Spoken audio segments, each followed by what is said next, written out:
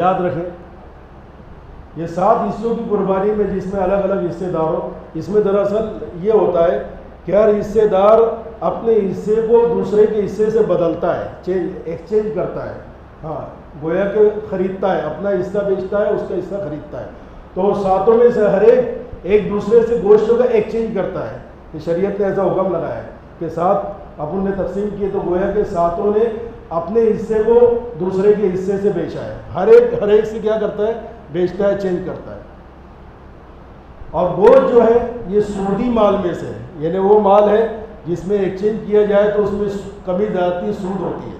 जैसा गेहूँ को गेहूँ के बदले में बेचा जाए तो बराबरी ज़रूरी है, वज़न कहते बिल्कुल वज़न करके बराबरी ज़रूरी है। एक तरफ 1 किलो है और एक तरफ अंदाजे से 1.25 किलो निकल गया तो पाव से वो सूद हो जाएगा। तो यही हाल गोश्तों की तकसीम में भी है कि गोश्तों की तकसीम में अगर अंदाजे से किया जाए तो अगर उसमें अगर कमी बेशी है तो वो कमी बेशी सूद के अंदर होगी और ये हराम हो जाएगा।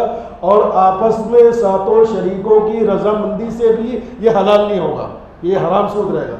इसलिए कि सूद का लेन देन ये आपस की रजामंदी से भी हलाल नहीं होता, इसलिए कि शरीयत का हक है।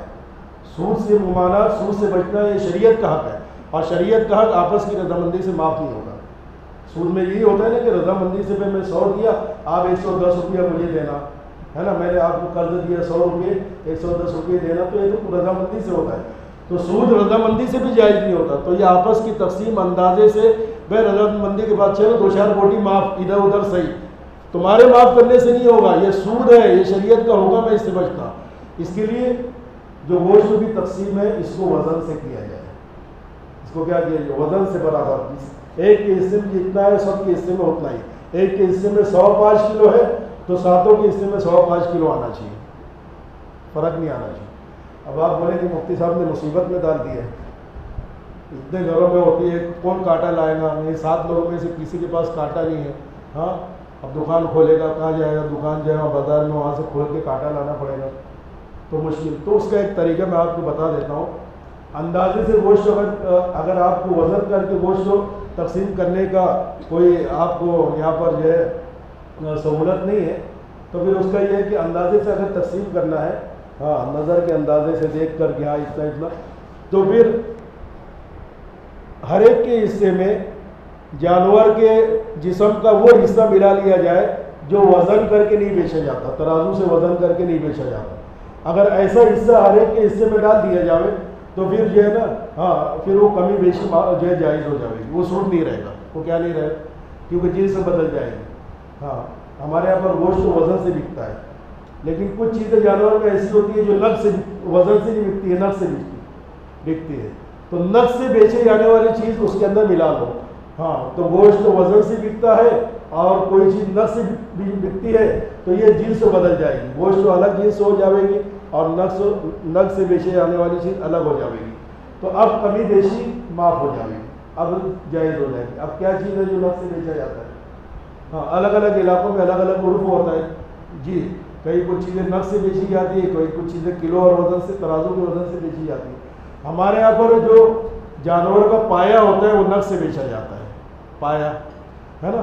तो जानवर के पाए के कितने पाए होते हैं जानवर में? 3 के 5 4 होते हैं। तो 4 को 2-2 टुकड़ा कर ले, 8 हो जाए, तो सब के हिस्से में 1-1 डाल दें, किसी के हिस्से में 2 डाल दें।